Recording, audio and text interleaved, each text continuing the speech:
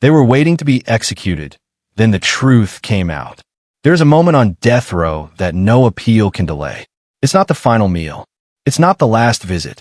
It's the moment an inmate realizes the system has already moved on without caring whether it's right or wrong. Former death row inmates describe it the same way. The silence becomes louder than fear. Phones stop ringing. Lawyers stop promising. Time stops meaning anything. And yet, some of these men are alive today. Not because the system worked, but because it almost didn't. This documentary is created strictly for educational and informational purposes. All scenes, narration, and descriptions are presented in a responsible and respectful manner. No graphic content or harmful behavior is shown or encouraged. This video complies with YouTube's community guidelines, and all sensitive topics discussed are handled with care and neutrality. Viewer discretion is advised due to the real-life nature of prison environments. Before we dive in, drop a comment and let us know where you're watching from. We'd really love to hear from you. If you enjoy true crime documentaries like this, don't forget to hit the like button, subscribe to the channel, turn on the notification bell, and share this video with someone who would enjoy it too. Your support helps us keep bringing powerful stories to life. This documentary is not about crimes. It is not about punishment, and it is not about debate.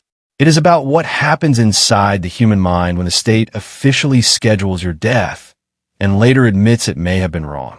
Based on verified research from the National Institute of Justice, the American Psychological Association, state correctional records, and decades of peer-reviewed prison psychology, this film examines the lived experiences of former death row inmates whose sentences were overturned or vacated.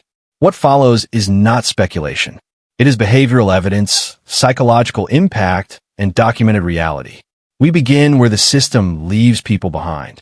When time stops, death row is not defined by violence. It is defined by waiting. According to correctional data and psychological studies, inmates on death row typically spend 22 to 24 hours a day alone, often for years or decades. Human contact becomes procedural. Conversations are filtered through steel and policy. Former inmates describe a specific psychological shift that occurs within the first year.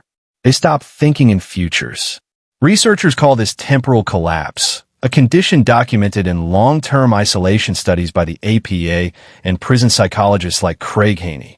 When a person knows their life has an expiration date, but doesn't know when, the brain adapts by shrinking time into the present moment. This adaptation keeps them alive. It also slowly dismantles identity. Men who once marked birthdays stop counting years. Memory becomes unreliable, not because of trauma alone, but because memory depends on imagining tomorrow. Behavior changes follow.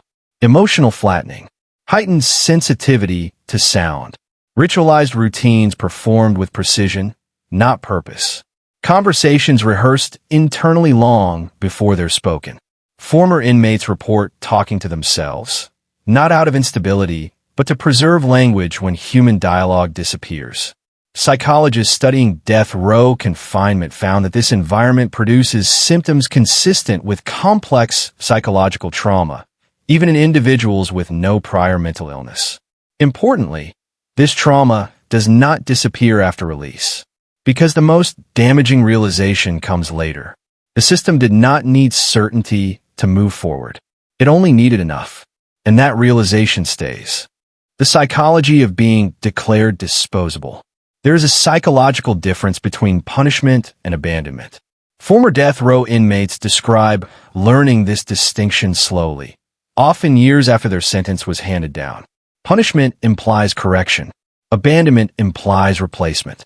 On death row, many inmates come to understand that their role in the system is no longer to be rehabilitated, questioned, or fully understood. Their role is administrative. They become files that must be maintained until a date arrives. This realization produces a specific psychological injury that prison researchers have repeatedly documented: institutional worthlessness. According to studies referenced by the National Institute of Justice and Correctional Psychology Research, individuals sentenced to death experience a unique erosion of self-perception. Unlike life-sentence prisoners, They are not expected to adapt long-term. Programs are limited. Educational opportunities are minimal. Future planning is discouraged implicitly and explicitly. Former inmates describe being told things like, "There's no point signing you up. That program isn't for death row. You won't be here long enough."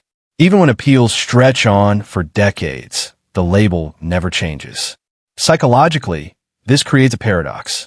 The system demands patience while simultaneously communicating that patience is pointless. Researchers studying prolonged death row confinement, including Craig Haney, observe that inmates develop hyper-awareness of their replaceability. They begin to interpret institutional interactions not as human exchanges, but as logistical ones. Meals are delivered without eye contact. Medical checks are brief and procedural. Movement is silent and supervised. Over time, this conditions a behavioral shift. Inmates stop asserting themselves. Former death row prisoners recount becoming easy inmates, not because they were compliant by nature, but because resistance felt meaningless. When the future is officially denied, self-advocacy feels irrational. This is not passivity. It is survival logic. Psychologists refer to this adaptation as learned psychological withdrawal. It mirrors patterns seen in extreme isolation environments where agency no longer yields predictable outcomes. But the most damaging effect occurs internally. Many former inmates describe a gradual detachment from their own moral narrative. Not guilt, not innocence, something else entirely. They stop asking whether they deserve what is happening, because deserving becomes irrelevant when outcomes are predetermined. This detachment protects the mind from constant moral injury, but it comes at a cost. Studies cited by the APA indicate that prolonged exposure to uncontrollable, irreversible threat alters emotional regulation. Individuals may appear calm, even detached, while experiencing severe internal distress. Former death row inmates often describe their emotional state in contradictory terms. "I felt empty but alert. I wasn't scared every day, just ready. I stopped hoping, but I didn't give up." This contradiction confuses people on the outside. It confuses courts. It confuses parole boards after release. But psychologically, it makes sense. Hope in this environment becomes dangerous. Research into death row mental health shows that inmates who maintain intense hope cycles, believing appeals will succeed, imagining life after release, often experience deeper psychological crashes after denials. The mind learns to limit expectation as a form of protection. Former inmates describe deliberately lowering emotional investment in their own appeals. They would participate, provide information, cooperate, but without internal commitment. Not because they didn't care, because caring too much hurt more. Another documented phenomenon is anticipatory mourning. Death row inmates often grieve themselves while still alive. They imagine how they will be remembered, forgotten, or misrepresented. This process mirrors grief responses observed in terminal illness, but without the social acknowledgement or support systems typically present. One former inmate described writing letters he never sent, addressed to people who had already moved on. Another described mentally rehearsing his execution, not as fear, but as closure. Psychologists note that this mental rehearsal is not a sign of acceptance. It is a coping mechanism when uncertainty becomes unbearable. What makes this psychological injury particularly severe is its permanence. According to post-release studies referenced by correctional institutions and psychological associations, former death row inmates often struggle after exoneration not because of prison itself, but because the world now demands a future they trained themselves not to imagine. Freedom becomes disorienting. Decisions feel overwhelming. Long-term planning triggers anxiety. Silence feels unsafe. Many report difficulty sleeping in open spaces. Others describe feeling guilt for surviving when others did not, even when they were innocent. This is known as survivor moral injury, a condition observed in wrongful conviction cases studied by legal psychologists and criminal justice researchers. Importantly, none of these effects depend on guilt or innocence. They are consequences of the sentence itself. which leads to a critical finding repeated across verified studies. The death penalty does not end at execution or release. It continues inside the mind. Former inmates often say the same thing years later. I got out, but part of me stayed there. And that part does not respond to freedom the way people expect, because it learned something irreversible. That life can be paused by paperwork. That truth can arrive late. And that survival does not always feel like winning. When the system admits doubt, the most destabilizing moment for many former death row inmates is not the conviction, is not the sentencing. It is not even the years of waiting. It is the moment the system hesitates. Psychological research and legal case reviews consistently show that when doubt enters an irreversible system, it does not feel like relief. It feels like danger. Former inmates describe learning about new evidence, procedural errors, or witness contradictions in ways that were almost accidental. A lawyer's tone shifting, a delayed response, a quiet phrase like there may be an issue here. That moment introduces a new psychological threat, conditional hope. Hope, once suppressed for survival, is suddenly reactivated, but without stability. According to studies cited by the National Institute of Justice and Post-Conviction Research, this phase is often more psychologically taxing than certainty. The mind must now prepare for two outcomes simultaneously, survival and death. This creates what psychologists call cognitive bifurcation, the forced coexistence of incompatible realities. Former inmates report, rehearsing release and execution in the same day, feeling guilty for imagining freedom, becoming emotionally volatile after years of emotional flattening. One former death row inmate described the period after new evidence emerged as the most dangerous time mentally, because emotional defenses built over years were suddenly dismantled. The system, however, does not pause during this uncertainty. Court calendars move slowly. Appeals take months or years. Executions remain scheduled.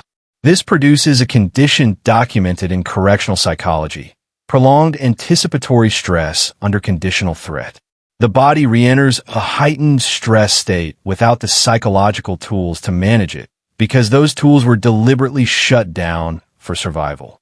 Sleep disturbances return. Hypervigilance intensifies. Memory fractures. Researchers from the APA have noted that during this phase, inmates often exhibit symptoms similar to individuals exposed to repeated near-fatal events. The brain treats each court date like impact, bracing, absorbing, recovering, and bracing again. Former inmates describe sitting through hearings where their own lives were discussed in abstract language, precedents, filings, procedural compliance, while remaining physically present yet psychologically absent. This detachment is not indifference. It is self-preservation. Another documented phenomenon during this phase is identity instability. When a conviction is questioned, the inmate is no longer fully condemned, but not yet recognized as wronged. They exist in a psychological limbo where neither identity offers protection. Studies of exoneration processes show that inmates often hesitate to embrace innocence publicly, even when evidence supports it. Not because they doubt the truth, but because they have learned that certainty can be revoked. One former inmate stated that he stopped using words like "when I get out" and replaced them with "if." Language becomes defensive. This is supported by linguistic analysis in wrongful conviction research, which shows that individuals under prolonged legal uncertainty modify speech patterns to reduce emotional exposure. Certainty is avoided. Optimism is restrained. The system often interprets this as lack of remorse or emotional flatness. Psychologically, it is neither. It is conditioning. As appeals progress, inmates are often transferred, reclassified, or placed under different supervision levels. These changes, while minor administratively, can have outsized psychological effects. Movement signals possibility, and possibility destabilizes routines that kept fear manageable. Former inmates describe needing to relearn how to feel. Anger returns suddenly. Grief surfaces unexpectedly. Joy feels suspicious. This emotional volatility is frequently misinterpreted as instability. In reality, it is the nervous system reactivating after years of suppression. The most critical psychological moment occurs when a sentence is vacated, overturned, or commuted. Contrary to expectation, this moment is often quiet. There is no celebration, no closure, no sense of justice restored. Researchers studying post-exoneration responses note that individuals often experience emotional numbness at the moment of release. The mind delays response until safety is confirmed, sometimes weeks or months later. Former inmates describe walking out of prison feeling unreal, disoriented, and unprepared. The world feels too large. Decisions feel heavy. Time feels unfamiliar. This reaction aligns with trauma literature reviewed by the APA and correctional psychologists. When a threat lasts long enough, the nervous system does not immediately recognize its absence. Freedom must be learned, but the system rarely provides instruction. Former death row inmates often exit with minimal support, limited resources, and no structured psychological care, despite decades of documented trauma. Legal victory does not equal psychological recovery. Many report that the first realization of freedom's weight comes later, in private moments. Standing alone in a room, choosing food without rules, hearing silence without surveillance. These moments trigger delayed emotional responses, grief for lost years, anger at institutional failure, confusion about identity. Studies from criminal justice research institutions highlight a critical truth. Exoneration resolves a legal error. It does not reverse psychological damage. The system admits doubt, corrects the record, and moves forward. The individual must rebuild a future they were trained not to imagine. And for many former death row inmates, the question is no longer, why was I sentenced?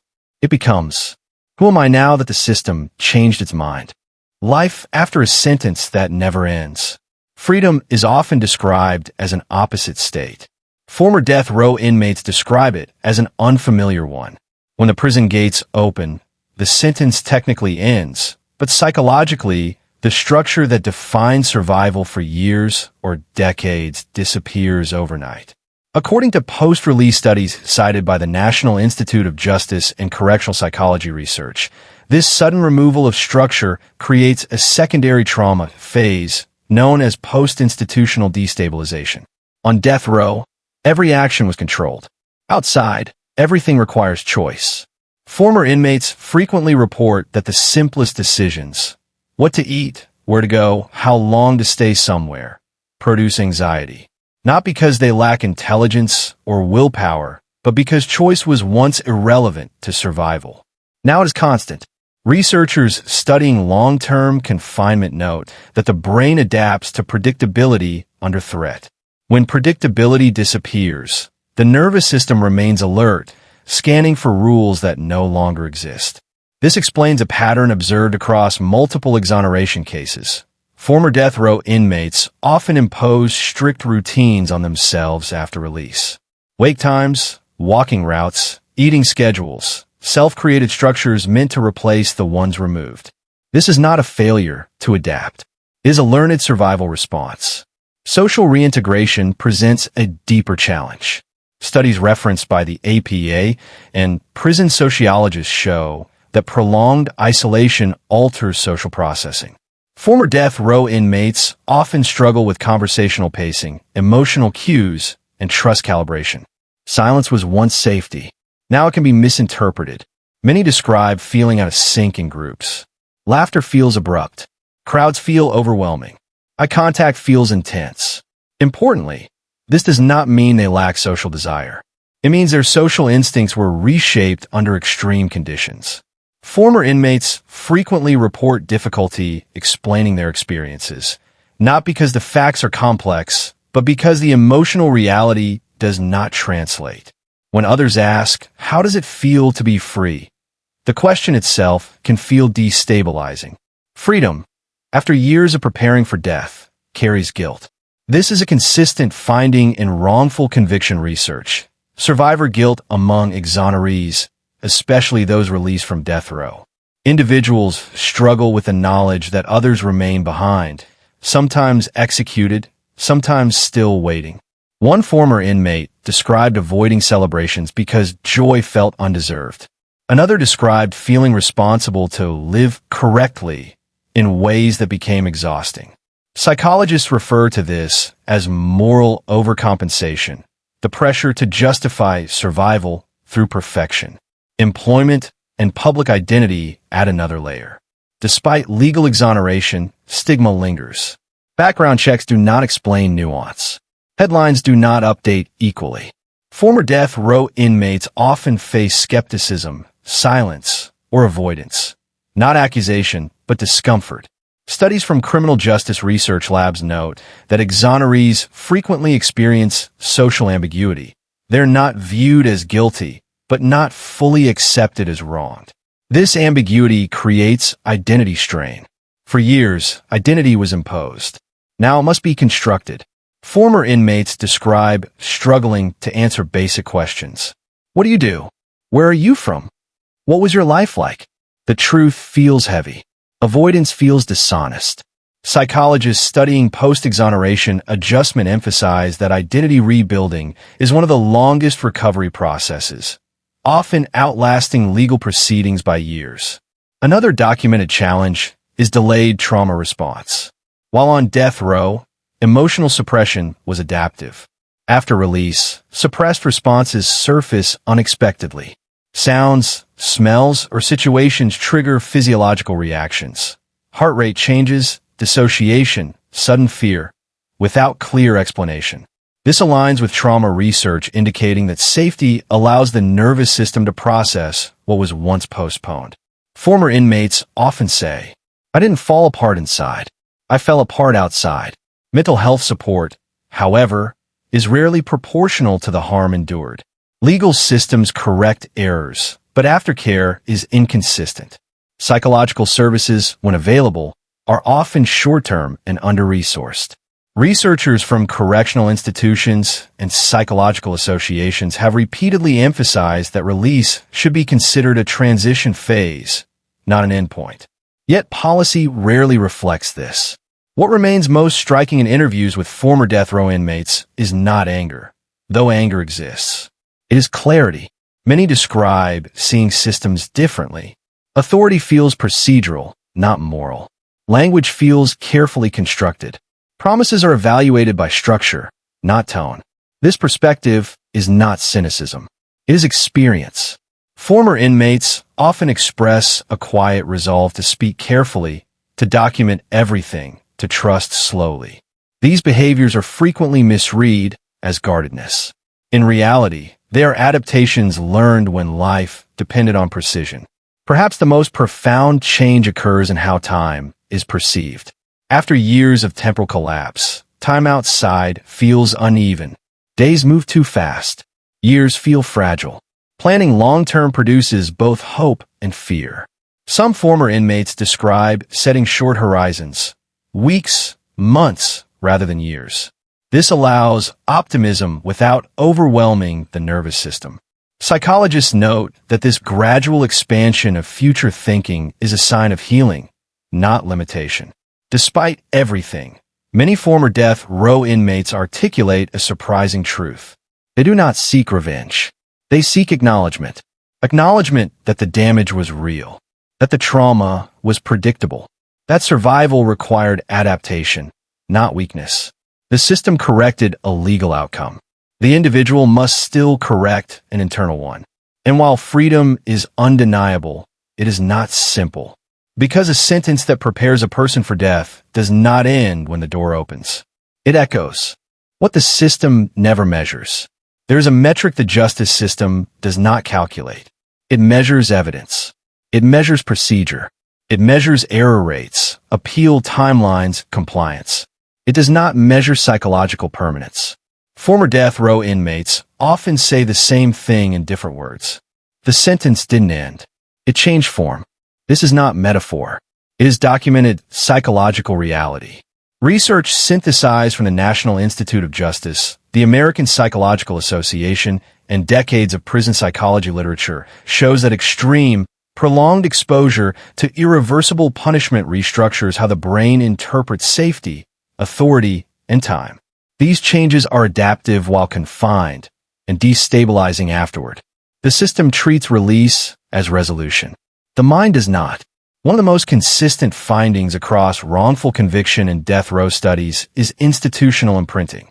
Long after physical confinement ends, internal rule systems remain active. Former inmates continue scanning environments for invisible boundaries, permission cues, and consequences that no longer exist. They may hesitate before sitting down. They may avoid certain spaces without knowing why. They may feel discomfort when doors are unlocked. These behaviors are often misread as odd or ungrateful. Psychologically, they're echoes of survival. Another unmeasured consequence is epistemic damage, the erosion of trust in how truth is established. Former death row inmates often develop a cautious relationship with facts, not because they reject reality, but because they have seen how narratives override evidence. Studies from criminal justice research labs show that exonerees frequently become hyperliterate in systems, law, policy, documentation, language precision. They learn that truth alone is insufficient unless translated into accepted structure. This awareness changes how they engage with society. They ask more questions. They document more interactions. They trust process over reassurance. This is not paranoia. It is learned realism. Former inmates often describe feeling emotionally ahead of society in one sense and behind it in another. They understand fragility, how quickly certainty collapses, but struggle with ordinary assumptions of safety that others take for granted. This creates a social gap that is difficult to articulate. When people say, "At least it worked out," former death row inmates often hear something else. That survival is proof enough, that the cost has an expiration date. But trauma does not operate on calendars. Psychologists studying long-term wrongful incarceration emphasize that acknowledgement, not compensation alone, is a key factor in recovery. Being believed, not just legally, but socially, reduces isolation and internalized doubt. Many former death row inmates do not seek sympathy. They seek precision. Precision in language. Precision in accountability. Precision in understanding what irreversible threat does to a human mind. This is why so many choose to speak publicly, despite the emotional toll. Not to relive the experience, but to prevent it from being simplified. They correct misconceptions. That resilience means immunity. That calm means healing. That release means closure. In reality, resilience often means functioning while carrying unresolved injury. Healing, when it occurs, is gradual and uneven. It involves expanding the future inch by inch, allowing plans, accepting uncertainty without collapse, learning that hope no longer requires self-protection. Some former inmates find meaning through advocacy. Others choose privacy. Both paths are valid. Research shows there is no single recovery trajectory, only adaptive ones. What unites these stories is not triumph. It is continuation. Continuation after a system declared finality. Continuation after time was collapsed. Continuation after identity was suspended. The most important finding across verified research is also the simplest. Human beings adapt, even to the unimaginable. But adaptation leaves marks. The justice system is designed to correct outcomes. It is not designed to repair people. That responsibility falls elsewhere, on policy, on mental health infrastructure, on public understanding, and on memory. Because forgetting is easy. Remembering requires effort. Former death row inmates carry memories society does not like to examine. How certainty feels when it's wrong. How doubt arrives too late. And how survival can coexist with loss. Their stories are not warnings. They are evidence. Evidence that irreversible systems demand irreversible caution. Evidence that psychological harm can exist without visible scars. Evidence that justice is not only about outcomes, but about process, duration, and human cost. This documentary does not ask you to take a position. It asks you to understand complexity without simplification, to recognize that some sentences continue after they are lifted, that some freedoms must be learned, and that some truths only surface when people who survived speak carefully and are finally heard. Why these stories matter. If these stories challenge your assumptions, that matters. If they made you uncomfortable, that matters more. Because systems do not change through silence. They change when understanding becomes unavoidable. If you value documentaries that go beyond headlines, that examine psychology, evidence, and lived reality, support this work. Subscribe, share this documentary, and keep these conversations alive. Because the cost of irreversible decisions should never be invisible. And because listening carefully is where accountability begins.